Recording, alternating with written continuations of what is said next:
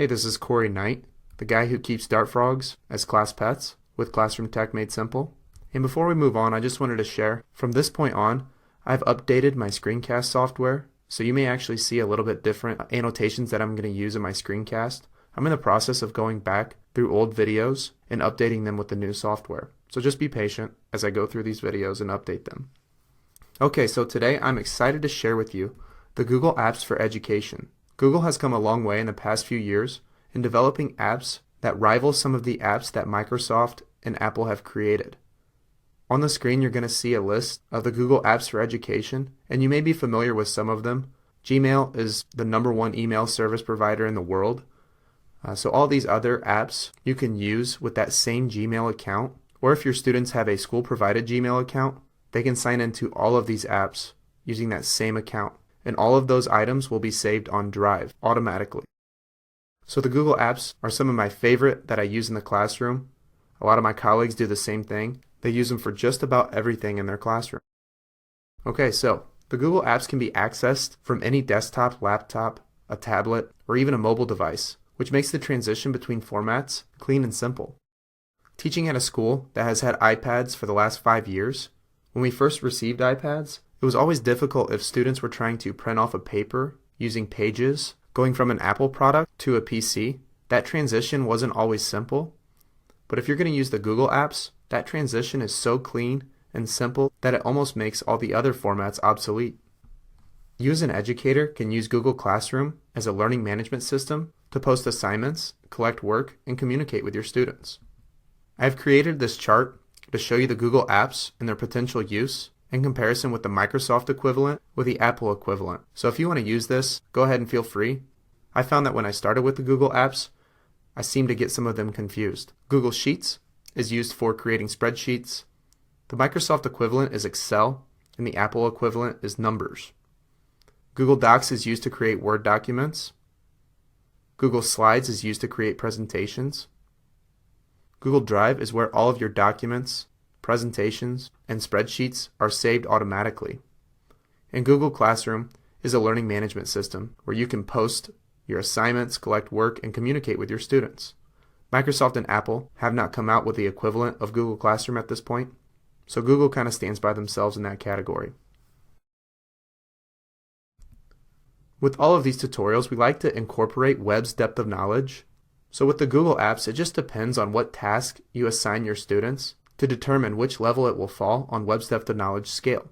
If you haven't already downloaded the web's depth of knowledge cheat sheet, please do so and visit our website at classroomtechmadesimple.com. Okay, so the outcome from this tutorial. You're going to learn the basics of the student and teacher function of the Google Apps for Education. You're going to learn how students can collaborate on projects together using Google Apps for Education. Simply put, students can edit the same document from different devices at the same time. And you can track the work that each student does and hold them accountable, so not one student is going to do all the work while everyone else gets the credit. You're going to learn to apply the 5 main Google Apps. Google Classroom, which is that learning management system that we talked about previously. Google Drive, which is the storage for all of your documents, presentations, and PDFs, or whatever you create. Google Docs for creating Word documents. Google Slides for creating presentations, and Google Sheets for creating spreadsheets. Alright, so let's go ahead and get started with this.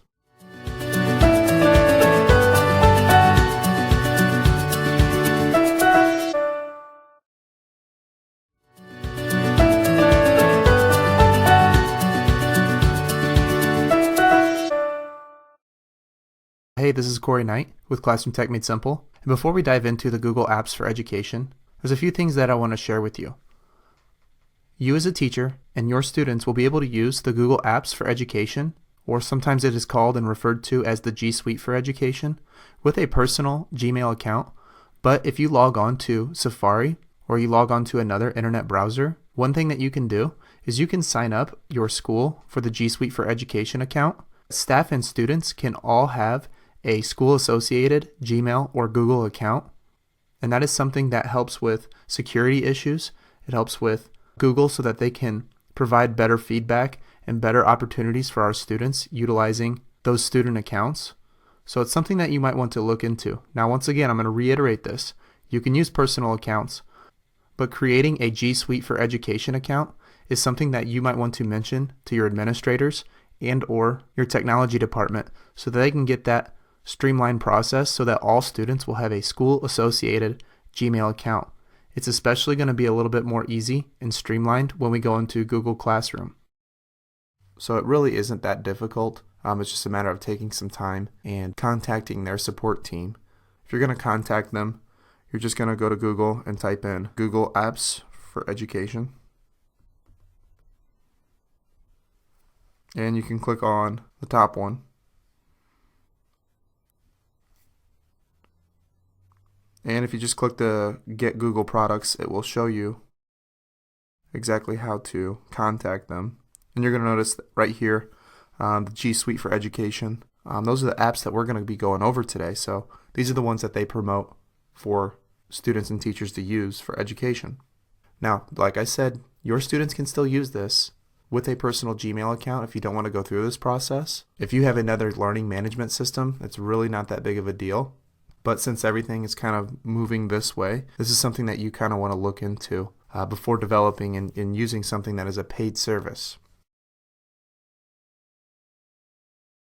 Okay, before we get started with Google Docs, I want to show you real quick how you can take all of these apps and you can put them into a folder.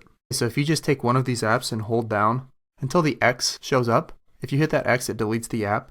But then if you just take one of these apps and drag it over the top of it and drop it, it will create a folder. And you can title that folder whatever you'd like. I'm going to title mine Google Apps, and then you hit the home button and you're good to go. So as we go through this, I'm going to keep on adding Google Apps to this folder. So let's go ahead and open up Google Docs. Okay, so every single one of the Google Apps for Education has a different color banner across the top. Google Docs is blue, and everything across the top for all the Google Apps is going to be very similar, if not almost the same. So it's something that if you learn it with one, you can apply some of these same techniques and these same tips to all of the Google Apps. Let's start with talking about the blue banner across the top. Just like all the other apps, if you've watched some of the other videos, you can see that the three lines across the top on the left-hand side, that shows us our account that is associated with this app. It can show us the documents that are shared with us. It can show us the documents that we star. It can show how we can work offline. It's connected to the Google Drive account, which is under the same Gmail account. I can check out the settings, and I can also click the question mark for help and feedback. Across the right-hand side, at the top, you'll notice the eyeglass. The eyeglass is just something that you can search for different documents based on their title. If I click this folder, it's going to be connected to Google Drive, and these are just the folders that I've created within Google Drive. If you want to learn about how to create folders within Google Drive, check out our Google Drive video. If I click this button, it is just going to change the view from a tiles view to a list view. And the same thing like all the other apps, you're going to see that if we click the A to Z, it's just a different way to sort all these documents. Okay, so Google Docs is going to be used for creating any sort of document, whether you're going to include pictures, you can include hyperlinks to outside websites, videos, all kinds of stuff. You really can think outside of the box and create some really cool documents with Google Docs, but it's just something that's going to take time and practice. And when you start getting a little bit more confident in how to use Google Docs, the possibilities are really endless. All right, so if you and your students are going to use Google Docs, you got to notice here down at the bottom right-hand corner, there is a red plus button. That is for creating any new document. You can either choose a template or create a new document. Let's take a look at the templates. So they've got resume templates, they've got letters, they've got different things for education like essays, reports. Notice that they are visually rich. There's a lot of pictures, there's different colors, something that is going to captivate the audience and their attention. There's different things for work like project proposals. There's newsletters. Maybe you're writing a newsletter to students' parents. You could use that template, and there's different personal ones as well. It looks like there is a recipe and a pet resume, whatever that is. Notice there's also a brochure as well. I like to bring that up when I'm teaching students and teachers how to use this. So let's go back. We're just going to create a blank document, and I just want to show you a few things here. So I'm going to title this Classroom Tech Tutorial. I'm going to click Create. I've created my new document. Now there has been a recent update to Google Docs, and that recent update has allowed us to easily access this banner across the top of the different text tools. And I have found that since this update, it has made Google Docs a lot more productive and user-friendly. So I'm just going to write some quick text here. Okay, so you can see that I have some text here. I like to share this out with all my teachers. If you want to use your keyboard as a trackpad, you just hold 2 fingers down on the keyboard and you can highlight all of this. It's a really cool tip. Or you can go the traditional route where you tap and you click select all. I'm sure there will be some new updates and different ways to select text with the new iOS updates as they come out. But that's something that I've learned through the past in using iPads. Now say I want to bold this text. I just click the B. That's just going to bold it. You've got your italicized. You can underline this. Those are the main options. If you want to click a strike through for whatever reason, those options are all available. I really like the ability to change the color very quickly. So if I want to click this and create a blue text, or if I want to highlight this, I can highlight this text too. So you can see right here that I have now highlighted this text and it is now a different color. I can also go through and change the orientation of the text to center, to right, or back to left. Then I also have the numbering and the bullet points. Those are just different options that you can use. And then these last 2 buttons are just going to be able to move the text and orient the text differently. Okay, if ever you want to undo or redo, if you want to go back to any changes that you previously have made, just click the back button. And we can go all the way back to before we colored the text.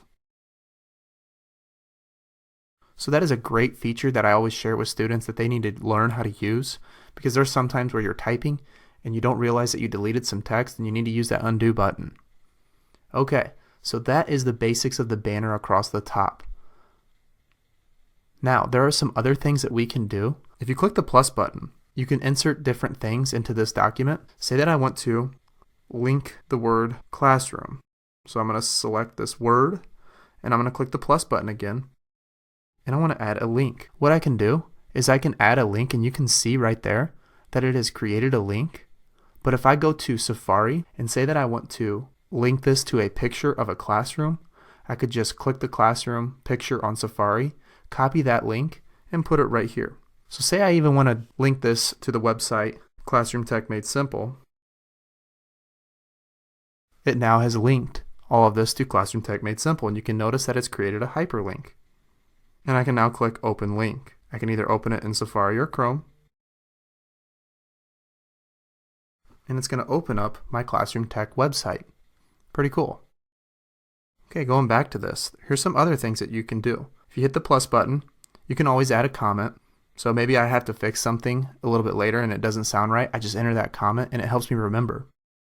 If I'd like to add an image, I can either click an image from my photos or from my camera. So if I go from my camera, it wants to ask if Google Docs can access your camera. You click OK. If I want to take a picture directly from my iPad, hit the cancel button. Maybe I want to add a photo that I already have saved. So I click from photos, click OK for it to access. And maybe I want to add this picture of an American flag like what we did with Google Slides. Okay, so I have this picture here that I added to this text. You'll learn a little bit later in Google Slides, but I'm going to show you how to edit some of this. So I double click this picture and I'm going to click this button and it allows me to either replace it. I can move this over or move it back. I can obviously go across this banner across the top. I can cut, copy, paste, add comment, insert a link. What that means is I can directly hyperlink this picture to a website if I'd like. So that's something that we can do with Google Docs. It's just something to make the text a little bit more visually friendly.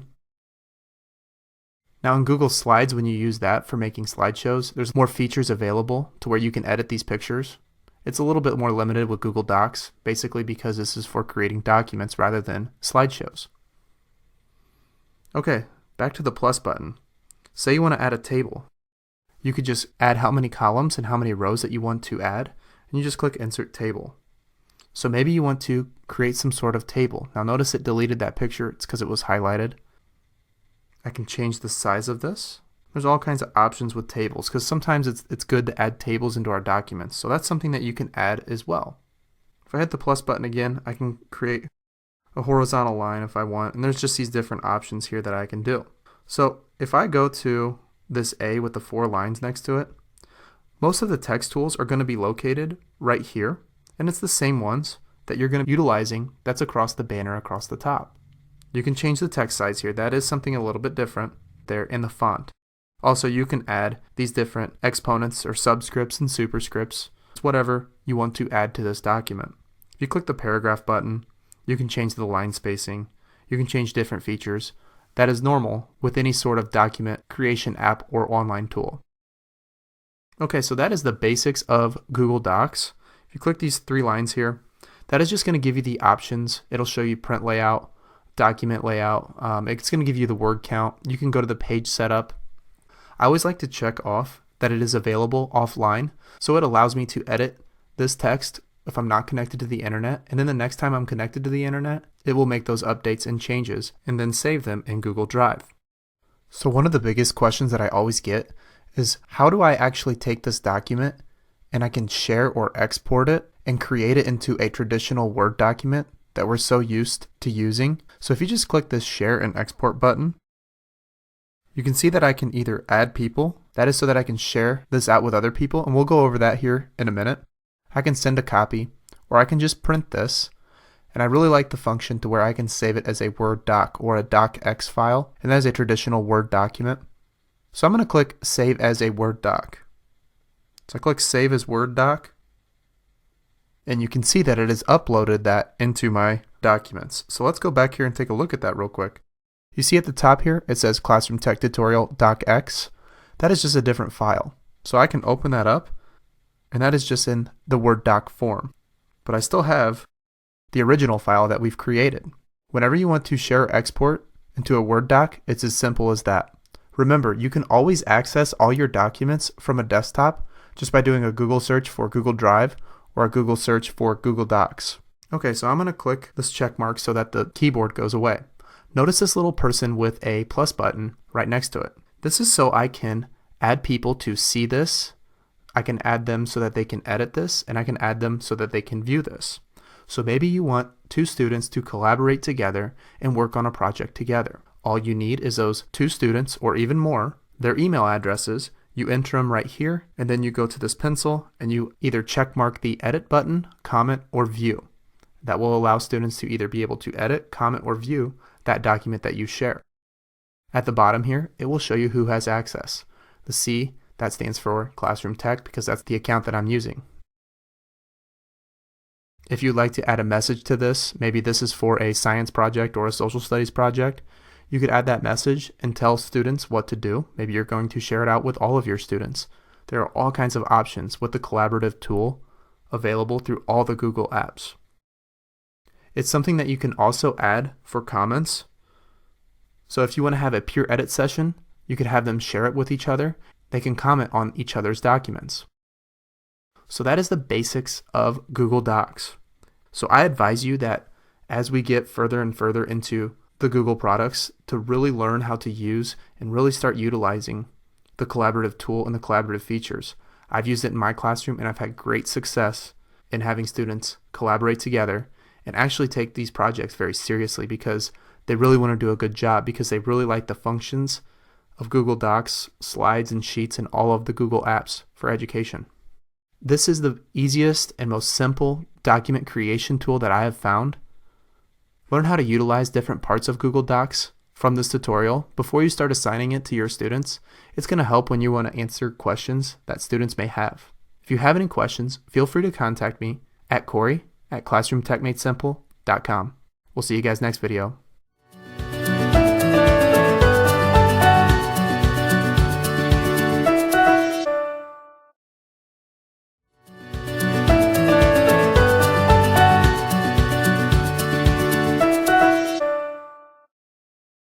Hey, this is Corey Knight with Classroom Tech Made Simple, and we're going to talk about slides today. So I'm going to add slides to my Google Apps folder that I've created earlier. And we're going to go ahead and open up Slides. And if you don't know what Google Slides is used for, Google Slides is used for making presentations. It's very much like PowerPoint, or if you use Keynote, it's for presenting information to students or to staff or to other people in a very visually rich way, and it helps keep your thoughts on track. So let's go ahead and open up Slides. Okay, so it's very important that when you first open up Slides, you'll want to use the same login that you used for all the other Google apps. If you and your school have signed up for the G Suite for Education or the Google Apps for Education, so make sure that you use that same account. It's just going to make everything a lot more simple, a lot more clean, and a lot more universal throughout the whole process between Google Slides and all the other Google products.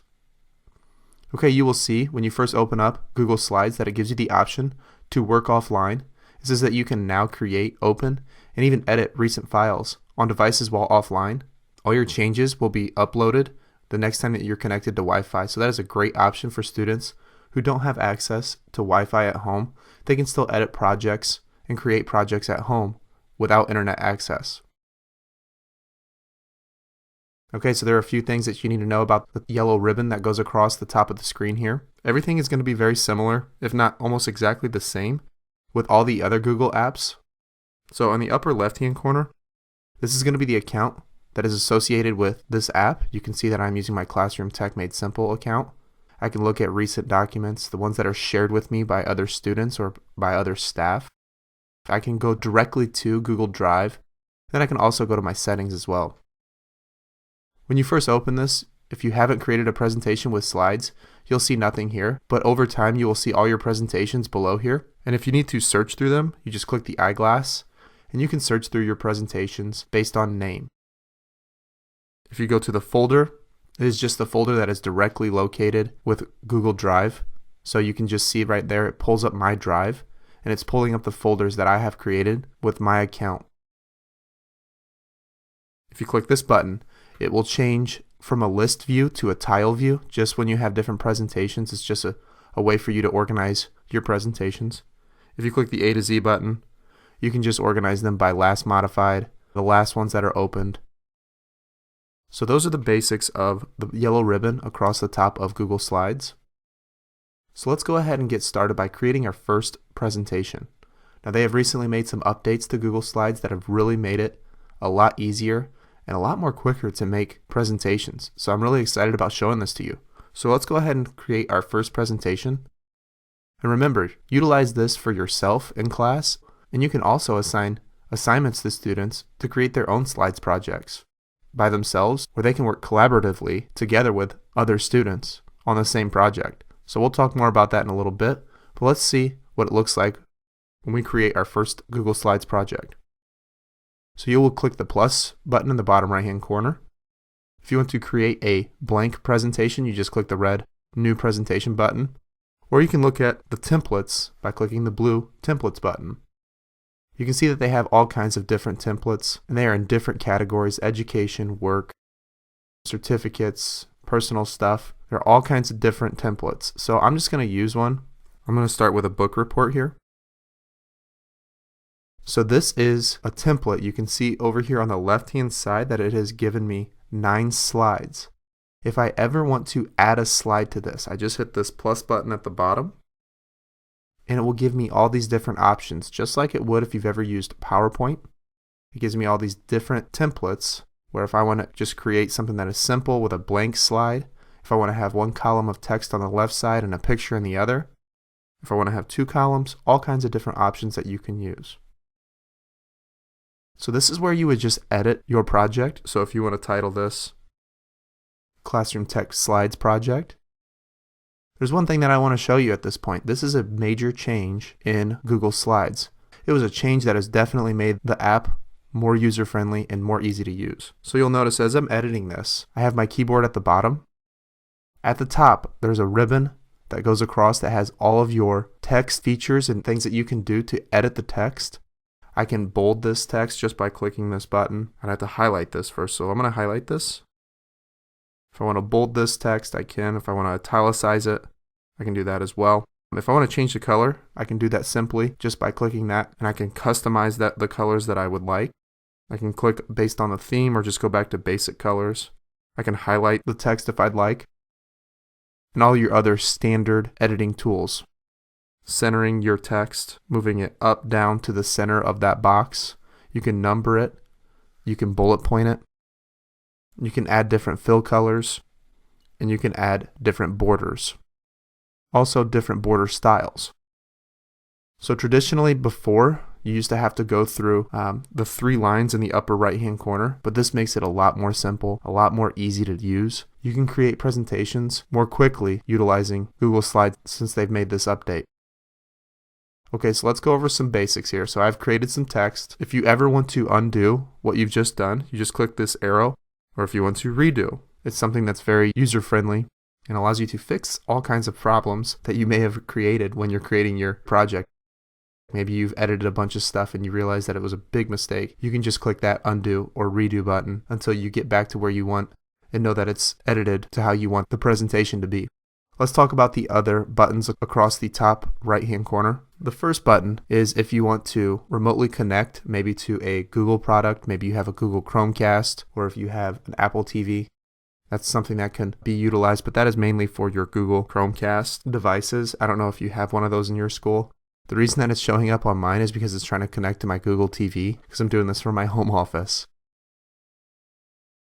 Okay, if you hit the play button, this is just ways that you can present to an external device. You can see that it's showing my living room Chromecast, but there's other ways that you can do this when you want to present information to your students. Let's talk about the A with the 4 lines across it. This is the traditional text, paragraph, and shape button. So you can see that they've taken a lot of these buttons and put them across the ribbon that we just talked about. You can change the size of the text color. You can also go to the paragraph, and that's going to be a lot of the same options that are available on the ribbon across the top whenever you're typing or editing any presentation. Same with the shape. So they've pretty much taken this button and put it across the ribbon, across the top of the screen when you're editing your slides project. Okay, so I'm going to go to the next slide. Actually, let's go to the third slide. So you can see that it's added some text right there, and that is actually in Latin. It's just something to show you what it would look like. So if you want to edit this, you could just delete it. And I'm just going to add some quick text.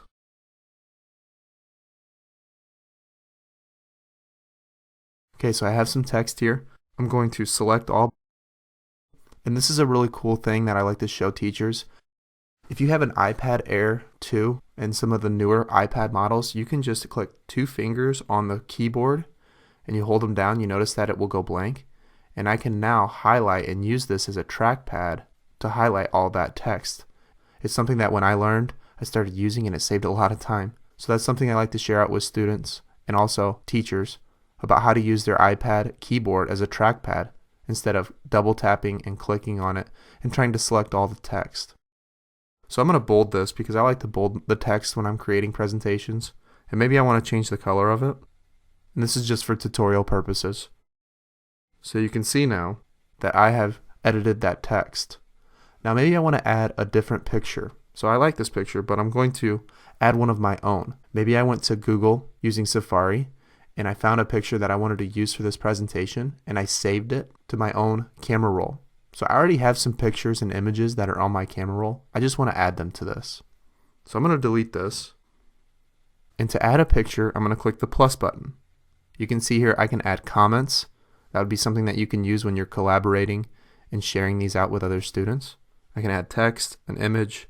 I can add shapes, tables, lines, all that stuff. So let's go to image, and I have the option from photos or from camera. It's going to ask whether or not you would like to access your photos. I always click OK.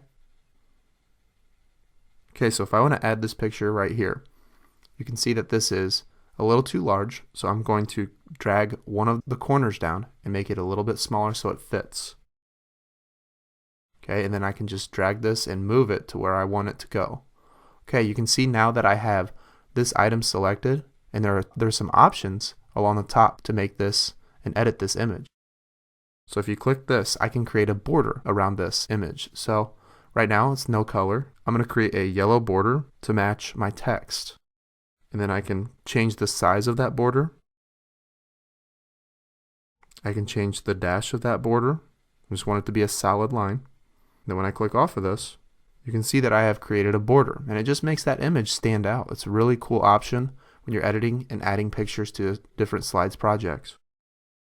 Okay, let's go back to that. Maybe I want to crop this image. So I click this crop button right here, and I want to shrink it down. Maybe I don't want that helicopter in there. So I crop out that helicopter that's on the side here. And you can see that it has automatically edited out that piece of the image that I do not want. Another option is if you click the picture frame. It's just something that you can replace the photos from. It's just another update that they have made with Google Slides, and it's a great option and feature for students and teachers to use. So that is how you add images, and that's how you can edit images to your slides projects. One more thing about editing images is if I click on this and I double click that, you see this button right next to the cropping feature. I'm going to click that. I use this all the time. I like to round the edges of my pictures. I think it just makes them look clean. So if I click this rounded edge, you can see how it has rounded my picture. And wow, that really looks professional. It really makes it look as if that is an image that I have put forth the extra effort to make it look really nice when I'm presenting information to my students or to someone else. So that is just another feature and option that you can utilize with Google Slides. Okay, so that is the basics of utilizing Google Slides. Let's go over some features here, and I'm going to show you how this saves everything in Google Drive. So before we do that, let's take a look at these three lines in the upper right hand corner. You can see that I have all these different options with this presentation. You can see that I have checked off that it is available offline. I can add speaker notes. I can change the theme. So if I want to change the theme altogether, I can just come here and it will give me all these different theme options that Google has created. Students always like the pop one in the bottom. They seem to use that whenever you give them a presentation. But anyway, regardless, they can change the theme, or you can change the theme just based on a click of a button. So I'll show you. So it's already changed that theme. That is something that you can do quick and easy. So that's the three lines there.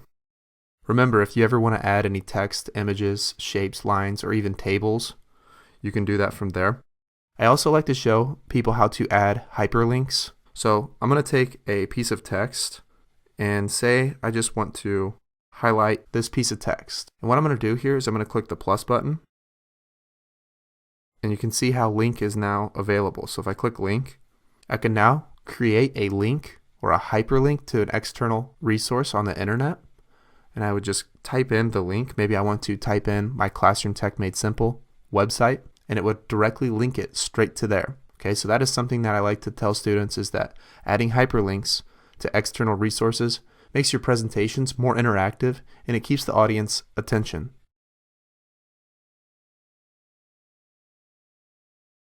Okay, so when you're done editing and you're ready to go, just click the check mark, and then you can go back. And you can see that it has saved this already. It tells me when it was opened, and I got all this information right here about this. If I want to send a copy, if I want to get the link to share this with someone,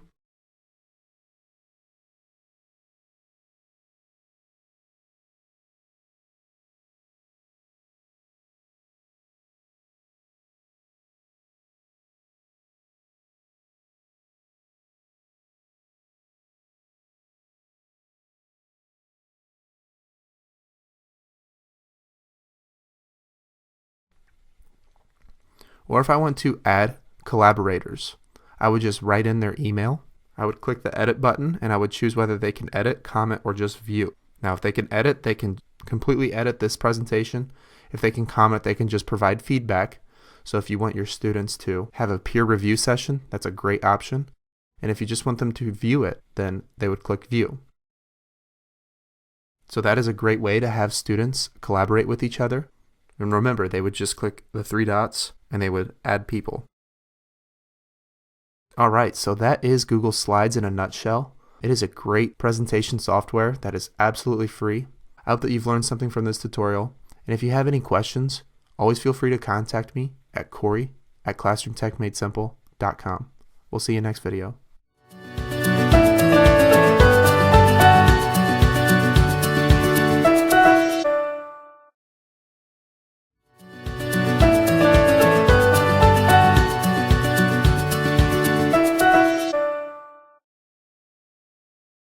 Okay, so we continue through the Google Apps for Education. All of our files that we have created using the Google Apps have been saved on Google Drive. So I'm going to add this to my Google Apps folder. Okay, so Google Drive is a great place for all of your documents to be saved. 15 gigabytes worth of data that they can store on Google Drive. You can see the different documents that we have created. You can notice up here at the top that all of the same features are going to be very similar to all the other Google apps. I can select all, I can sort these with the 3 dots on the right hand corner. If I don't like the tiles view, I can switch it to just a list view. I've got my folders up here that I can add to. If any of these folders or any of these documents I want to get rid of, I can just click the 3 dots on the right hand side, and then I can either add people, I can get the link to, I can rename it, and I'm just going to remove this one for this specific tutorial. So the one thing that I always share out with my students and other teachers that are using the Google apps is when you're using Google Drive, you're going to want to create folders, and I would suggest that your students create specific folders for each class. So maybe their period 1 class or period 2. It just makes the organization a lot easier. So if you want to create a folder, you just hit the blue plus button at the bottom and you just click on folder. You can then title that folder whatever you want and then click create. Now to move documents to that folder, if I hold down the file, I then can select multiple files just by clicking next to them here. So we also added a monthly budget, whatever documents you want to add to that folder. So I then have a few options on how I can add this to that Classroom Tech folder that I just created. I can either click this folder with the arrow, and I can click the destination folder that way, or I can just drag this all the way to the folder, and it then will move those 3 files into that folder. So now I can see these 3 files that I've added to this folder. And I've got different folders for different things that I have for this specific account that I have on Google. Just a quick reminder, students will have 15 gigabytes worth of data that they can store on Google Drive, which is a pretty good amount. It's going to take a lot of documents and data to fill up 15 gigabytes of free storage on Google Drive. If you ever have problems finding files, you can always use the eyeglass to search for certain file types. You can just type in what the file name is in the search bar and it will find it for you. Okay, so that is the basics of Google Drive. One thing I want to add before we conclude this short tutorial is that if you hit the plus button at the bottom, you can create a new Google Doc from Google Drive. And it automatically will send you over to Google Docs or Google Sheets or Google Slides to make that new document. So that's another feature available through Google Drive. Next, we're going to be looking at Google Classroom. Alright, so we'll check that out here shortly in the next video. This is Corey Knight with Classroom Tech Made Simple.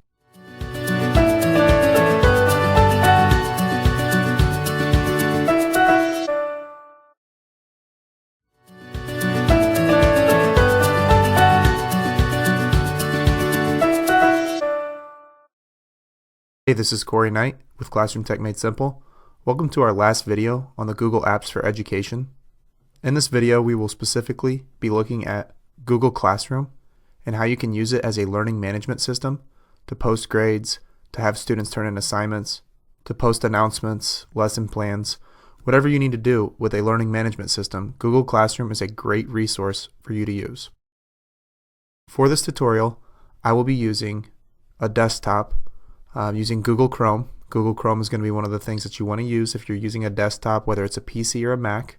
It will work with the other browsers like Firefox or Safari, but anytime that you use one of the Google apps, Google Chrome will always work a little bit better than the other web browsers. If you're going to use Google Classroom, you're going to want to have your technology department, your administrators, whoever's in charge of the technology within your school to contact Google to get the Google Suite for Education, or Google Apps for Education. So if they just go to Google and type in Google Apps for Education, and this will pull up the Google for Education page. There's all kinds of resources available here. So you could either click on Get Google Products or Get Google for your school.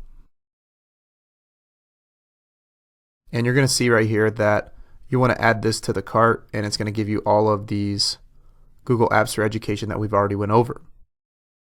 The reason that Google wants the schools to sign up for Google Products for Education is because they want to make sure that Google Classroom and all these things are being used for education purposes. It's just a way for them to track the products that are used and how they are used. Okay, so let's go ahead and take a look at how we're going to use Google Classroom as a learning management system. You may be familiar with other learning management systems like Canvas or Moodle, or a few years back when My Big Campus was around. It's no longer available. Those are learning management systems where you can post your lesson plans, you can have quizzes. It can also be a place where students can digitally turn in their assignments. Google Classroom has really come a long way in the last few years. So let's go ahead and take a look at this. You can use an iPad for all of this, but for this tutorial, I'm going to be using a desktop using Google Chrome. Your students will download Google Classroom. It's an app, or they can also access it through Safari on their iPads. So if you just type in Google Classroom, and you will click on the first or second result. And when you get to this screen, you will want to use the school associated Gmail account in order to sign into Google Classroom.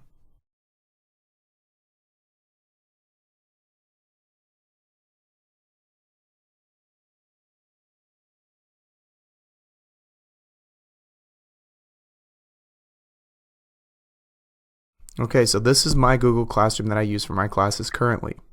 You can see that I have different classes for each period throughout the day.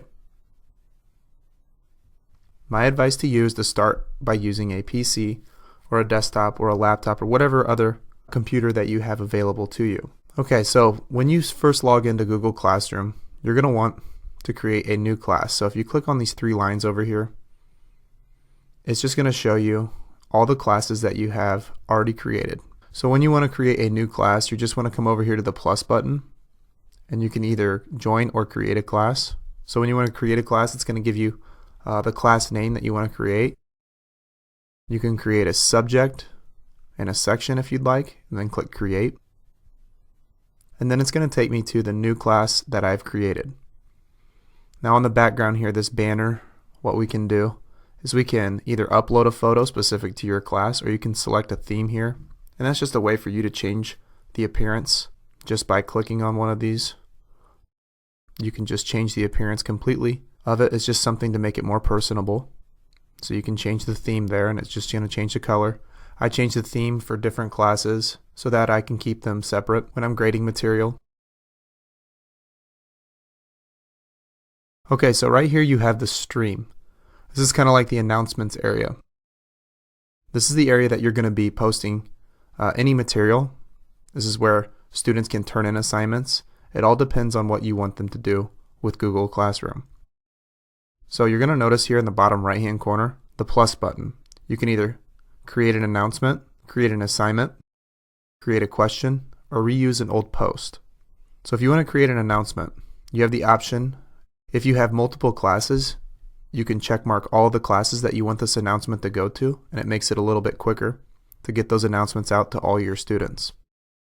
If you just want to send an announcement out to a few students, whichever student is located in here, you can always do that as well.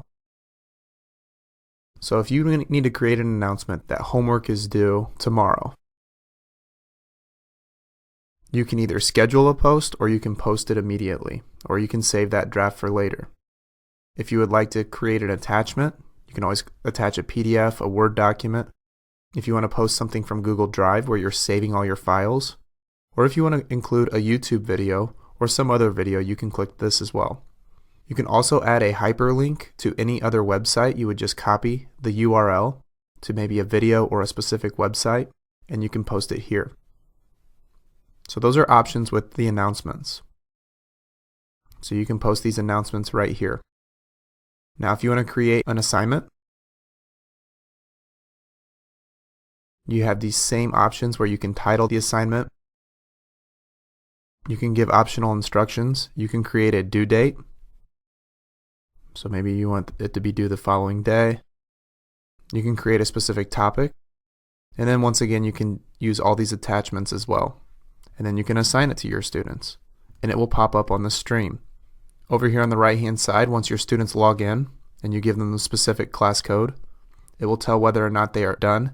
If you ever need to go back and edit any of these assignments or announcements, you can just click these three dots on the right hand side of the assignment, and you can either edit, delete, or copy the link. If you want to create a question or a discussion post, you click the question. This is going to give you an option to either create short answer or multiple choice for maybe a quick quiz. You can either have students reply to each other. If you don't want them to reply to each other, you just click that button off. If you want to allow students to go back and edit their answer, you can also click that on or off. You would type your question here and then instructions. And then you just click ask, or you can schedule it for a later date, or you can save the draft. So I'm going to ask. The students will then click on this and then they can answer however they want. And they can do this from the app or they can do it from a desktop. So that's the stream. There's all kinds of different things that you can do. You can have your students, I'm going to go back to this assignment here. Once your students turn in their assignment, maybe you need them to turn in something from Google Drive. They can just add that attachment and turn it in that way. You can change the point value of that assignment. Maybe you just want it to be worth 25 points. Then you can update that point value. And then all of the students, once they're in the class, when they turn it in, it'll all be listed on the left-hand side. Okay, going back, let's go to the students section. So this is an important part. This is where you want your students to sign up for this. Now you're going to have to give them a class code when they first join Google Classroom. It is a unique code for the class that you've created. So you will share that out with your students. You can also include guardians if you would like that. So right here it says include the class in guardian email summaries. It's going to give the guardians, and when they sign up for this, they will receive a summary of students' work and class announcements. So you have that option available as well. So you can give that class code right there to any guardians, and then you can email guardians specifically from there. If maybe an assignment is due or you have a big project coming up, you can inform parents. It's a good way to get parental involvement with your classroom. Okay, finally, the About page. That's just going to give you some information about the classroom and the class that you've created. You can either add different class materials, maybe a syllabus, or other information that you need to add to your class. You can create a location on where your class meets and any other information that you want. Okay, so that is Google Classroom in a nutshell. After you get signed up for the G Suite for Education, you will find that this is probably one of the best learning management systems that is available, and it's something that you will use often and frequently enough to where it just becomes a regular part of your everyday routine in your classroom. So like always, if you have any questions, feel free to contact me. I can do my best to help you and provide you with the support that you need to utilize technology in the classroom to benefit student learning. This is Corey Knight with Classroom Tech Made Simple. I'll see you next video.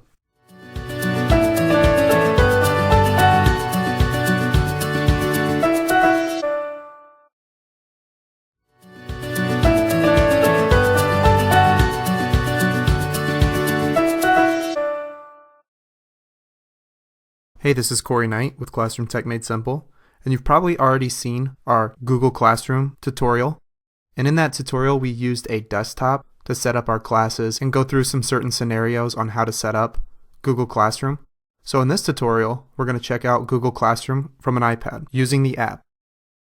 If you haven't already downloaded the app, go ahead and do so. I'm going to open it up, and it's going to ask you to go ahead and get started. You can either check the sign up for emails about classroom features and updates. You don't really have to, but go ahead and click Get Started. And then you're going to select the account that you want to utilize. Now remember, you can now use a personal Gmail account for Google Classroom. When it first came out, you were not allowed to use a personal Gmail account, so now you can. I still am going to advise you to look into setting up that G Suite for Education or the Google Apps for Education account, but it is not necessary with the new updates to Google Classroom. So go ahead and sign in.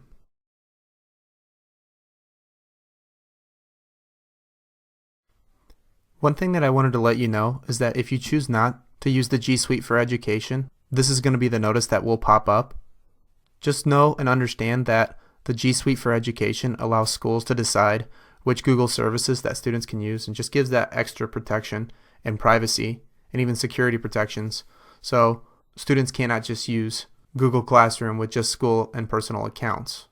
So that's something to keep in mind as you're going through and using the G Suite for education. After you sign in, it's going to ask if Google Classroom can send you notifications. This is if maybe a student has sent you a message, or you have assignments that you are about to be grading or that are due. It's up to you. I usually click Don't Allow. So you can see these are the same classes that I had previously on that Google Classroom account that we set up using a desktop. So just like when we used Google Chrome on a desktop, this is pretty similar. You can see over here on the left hand side, just like in all the other Google apps, this is the account that is associated with this particular app. You can see that I'm using my school account right now. If you'd like to switch that out, you just click this drop down tab and I can click on a different account right there. Now if you want to create a new class, or you're just now opening this for the first time, you're going to hit the plus button and you're going to create a class just like we did with Google Chrome. And I'm going to create a class. You can create a section if you want, it's not necessary. And you click the create button in the upper right hand corner. Okay, so this is incredibly similar to the Google Chrome version that we used with a desktop when we were setting this up. Just like before, you've got the stream, students, and about. So let's start with the stream. If you go here to the stream, this is actually on the stream right now. You hit the plus button and you still have that question, assignment, announcement, all that stuff. So let's start by creating an announcement. Maybe the homework that you assigned is due tomorrow.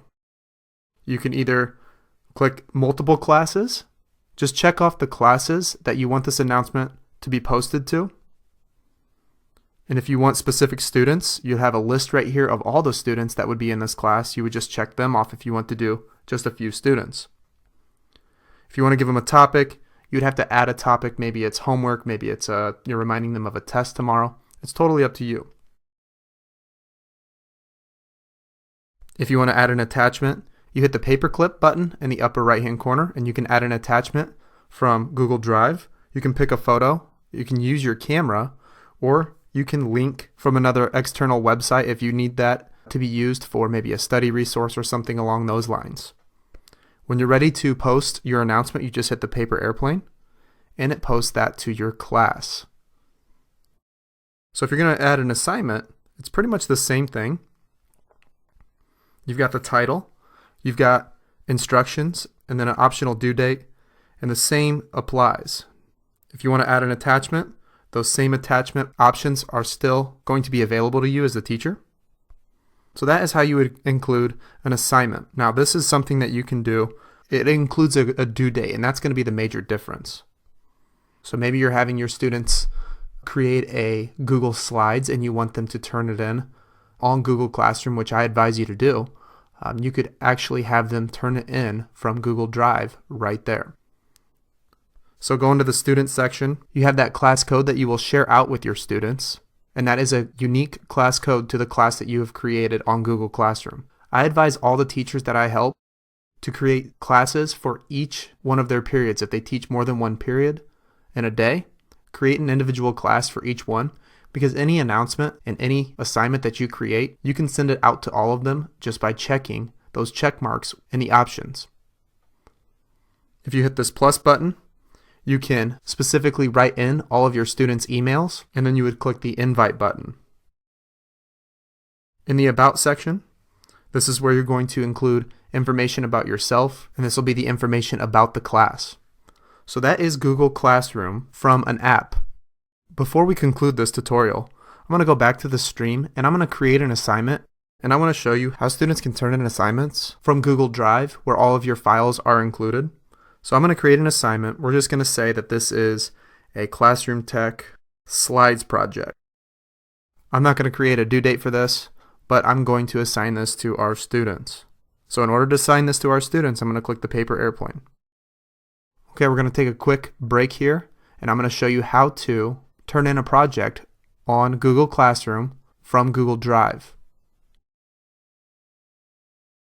Okay, so I'm now showing you from what a student perspective would look like if they were to turn in an assignment and even join a class created by the teacher. So when your students first log in, they're going to hit the plus button and they're going to click join a class. And if you remember, that unique code that I showed you earlier is going to be the unique code that we're going to enter in order to join that class. Then you click join. Okay, so this is from the student perspective. And after your students sign in, they will pretty much see the same screen as you do. They just don't have the administrative role that you do as the teacher. So you can see that I have assigned as the teacher the Classroom Tech's slides project. So this is from the student's perspective. Students can either add a private comment at the bottom. After they add an attachment, they can mark it as done. So let's go ahead and add an attachment. So students can choose to create a new docs. They could maybe use the camera, pick photo, create a link. Generally speaking, they're going to drag all of their information and their attachments from Google Drive. So they're going to click Google Drive, and this is directly linked to their Google Drive. To add an assignment or to add a Google Slides project, I'm going to click that. It's going to attach it, and then students will then click Turn In. That's how students turn in assignments on Google Classroom. So let's go back to the announcement. Students then are able to see these announcements just as you are able to see the announcement. If the student has a question about that particular comment or that announcement, maybe they need to figure out which assignment and what page number, students can send that off. So students can see this just as everyone else. You can see right here the student says that they are done, so they automatically know that this is completed. So that is how Google Classroom will work from a student's perspective. Just a reminder, signing up for the G Suite for Education platform is going to be your best route. While you can use personal Gmail accounts, your best route is to sign up for that G Suite for Education. It is going to make the whole process a lot more streamlined and simple, and it will benefit student learning in the long run by adding that extra security and privacy protection. Okay, if there are any further questions, always feel free to contact me at Corey at Classroom Tech Made Simple. And I hope that you utilize Google Classroom in your class as a learning management system. It really is an easy to use, simple interface that can change the dynamics of your class. I'll see you next video.